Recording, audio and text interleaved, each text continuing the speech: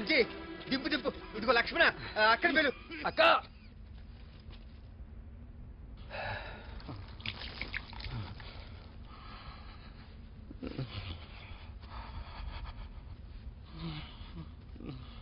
ఏమైందమ్మా? ఏంలే, గబరావు మత్.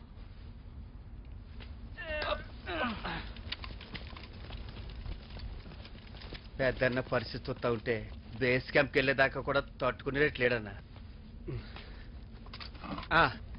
హరన్న అన్నతో చెప్పి రాళ్ళగొట్ట దగ్గరలోనే కదా, తీసుకెళ్దాం. అక్కడికి వెళ్తే రిస్క్ అనే కదా అన్నొద్దంటున్నాడు. మీరు పదండి. ఆలోచించి చూడన్నా. చూద్దాం అన్న, ఇంకేమైనా మార్గం ఉంటుందో చూద్దాం. రామదాస్ అంటే ఆయన అసలు పేరు కోసూరి విజయరామ్ కదా? మీకెలా తెలుసు? జర్నలిస్ట్ని కదా. జైలు నుంచి వచ్చిన తర్వాత ఆయన ఈ మూమెంట్ని వదిలేశారన్నారు. మా దళానికి మార్గదర్శిగా ఉండమని గోగన్న తీసుకొచ్చాడు. హరిని నన్ను అన్నకు పరిచయం చేసింది కూడా ఆయనే. మా అందరికీ పెద్ద దిక్కు. చూశారుగా, మొన్న ఆయన చేసిన సాహసం వల్లే మేమంతా ప్రాణాలతో బయటపడగలిగాం. మా కోసం బుల్లెట్ తీసుకున్నాడు, నాయకుడు అనిపించుకున్నాడు.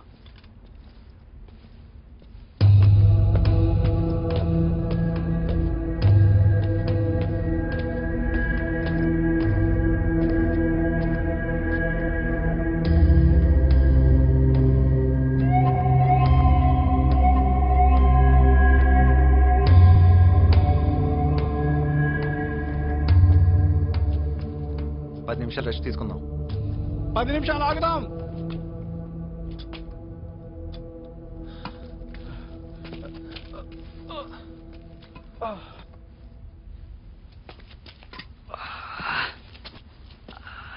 ఎండ చంపుతుందనా?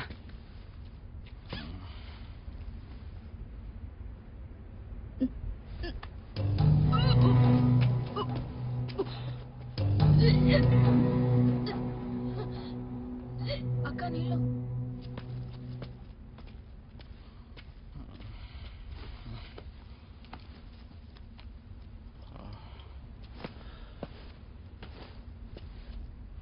అస్లాం, మ్యాప్స్ తీసుకురా. తెస్తున్నా అన్న. తింటావరా? తీయ ఉంటుందా? తినరాదు?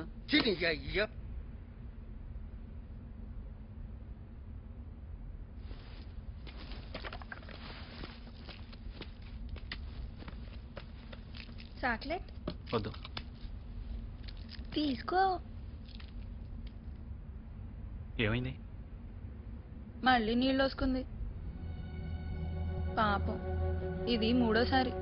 ఈసారైనా ఉంచుకుందామని ఆశపడుతుంది, కానీ అన్న వద్దంటున్నాడు.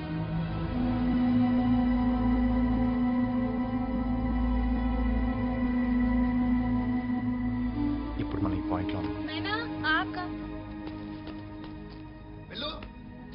అయ్యా గోగానికి నీళ్ళు కావాలనుకుంటే నుండు నేను పోతా.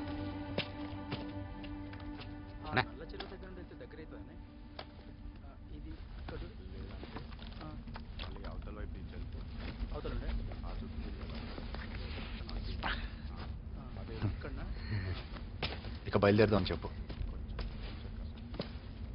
యోదమ్మా అండి.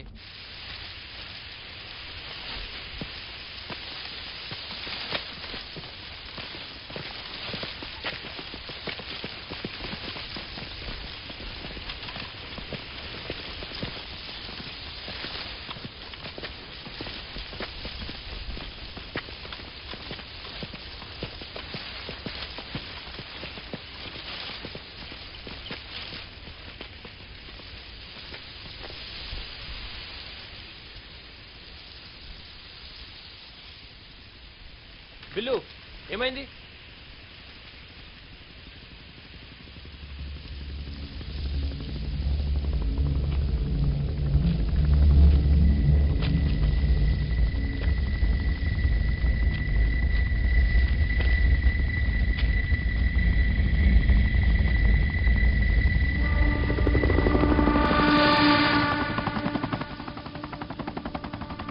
Police helicopter.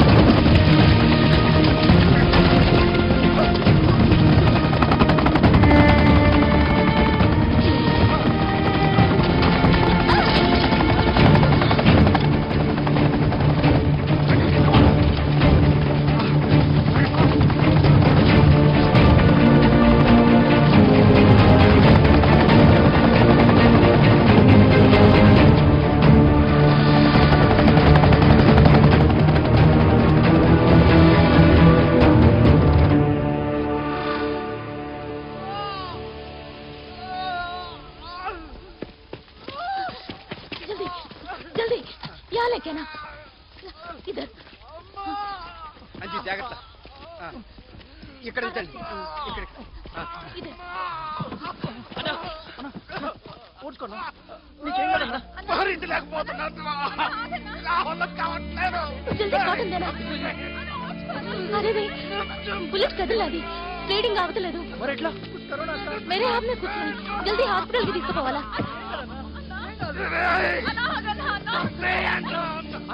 నీకేం కాదన్నా బుద్ధి కొరుచుకోనా అన్న రాళ్ళగుట్ట పక్కన కదలే తీసుకుపోదాం అది చాలా రిస్క్ కుదరదు రేనా మత్తు ఇంజెక్షన్ ఇవ్వు. ఇంజెక్షన్ देने का क्या फायदा अर्जेंट గా హాస్పిటల్ కి తీసుకెళ్లకుంటే కొన్ని గంటల్లో చచ్చిపోతాడు ఏం కదన్నా బుద్ధి కొరుచుకోనా రెహానా ఇంజెక్షన్ ఇవ్వు.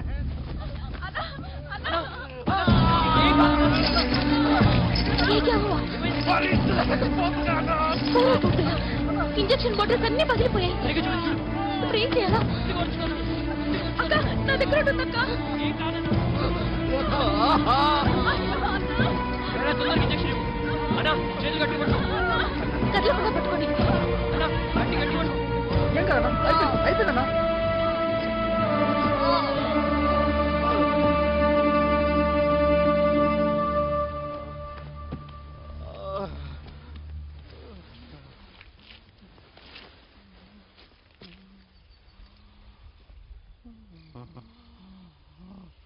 ఒక విప్లవం వద్దిల్లాలంటే త్యాగాలు తప్పవు.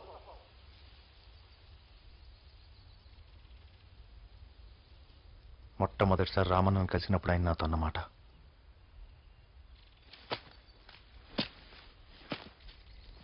పిహెచ్డి తర్వాత అసిస్టెంట్ ప్రొఫెసర్ జాబ్ వస్తే కాదన్నాడు. ఓ పొలిటికల్ పార్టీ యూత్ లీడర్ చేస్తానంటే వద్దన్నాడు. వాళ్ళమ్మ ఓ అమ్మాయిని చూసి పెళ్లి చేసుకోమంటే కుదరదన్నాడు.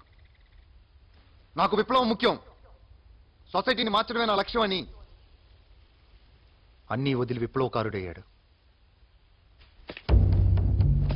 బుల్లెట్లకు సైతం ఎదురు నిలబడ్డాడు. తన ప్రాణం పోయినా సరే తన ఆశయాన్ని చంపుకోనని కంకణం కట్టుకున్నాడు. తన ఆశయం సాధించడానికి ప్రాణ త్యాగానికి కూడా సిద్ధపడ్డాడు. 10 ఏళ్ళు జైలు శిక్ష కూడా అనుభవించాడు. నాకంటే నాకు ఈ విప్లవం ఎక్కువ. నేనున్నా లేకున్నా పోరాటం జరగాలి అని ఎన్నోసార్లు నాతో చెప్పాడు. మనుషులు చనిపోయిన విప్లవం చావకూడదు. సాంఘిక న్యాయానికి మన దళం ఒక ఆయుధం. ఆ ఆయుధాన్ని మనం కాపాడుకోవాలి.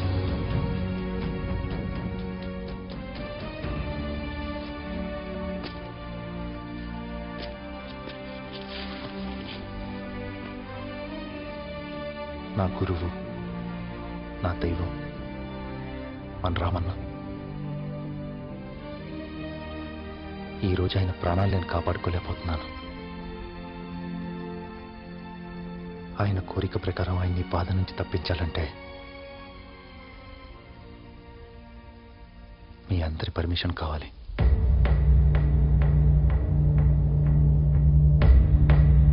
ఆలోచించండి.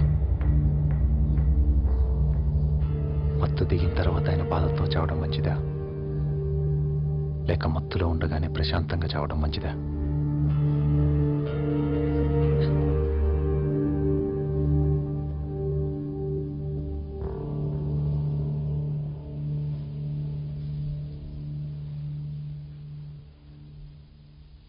మీ మౌనం అంగీకారం అనుకుంటున్నాను.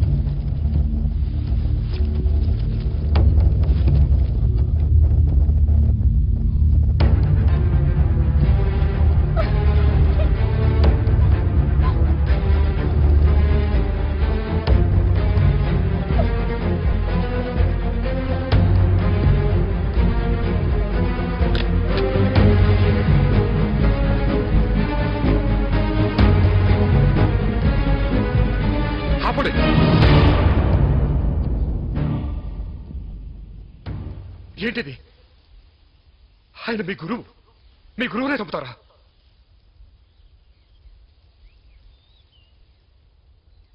రేయ్, నోరు మూసుకోరా. నీకు దండం పెడతాను, చంపొద్దు. ఇప్పటికే చాలా మంది చనిపోయారు. చంపొద్దు ప్లీజ్. నోరు మూసుకోమన్నానా? మీరు మనుషులు కదా. ఆయన మీకోసం బుల్లెట్ తీసుకున్నాడు. ఈ రోజు చనిపోతాడు అంటే మీకోసమే. మిమ్మల్ని మీరు కాపాడుకోవడానికి మీ గురువునే చంపుతారా?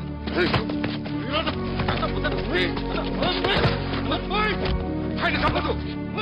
మీరు ఆయన చంపితే విప్లవకారులు కాదు, కూలికోరులు అవుతారు. చంపదు, కూలికోరులు అవుతారు. ఆయన చంపదు, కూలికోరులు అవుతారు. చంపదు. గణేష్, ఆగు. అతను కరెక్ట్గా అడిగాడు. మన గురువుని కాపాడుకోవడం కోసం మనం ఆ మాత్రం రిస్క్ చేయలేమా? మన విప్లవంలో విప్లవ నాయకుడిని కాపాడుకోవడం విప్లవ ప్రథమ లక్ష్యం. అది మన కర్తవ్యం.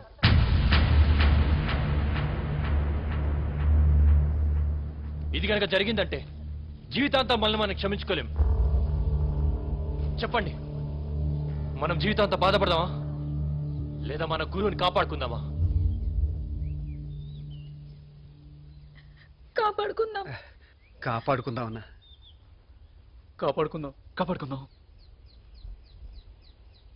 అన్నా,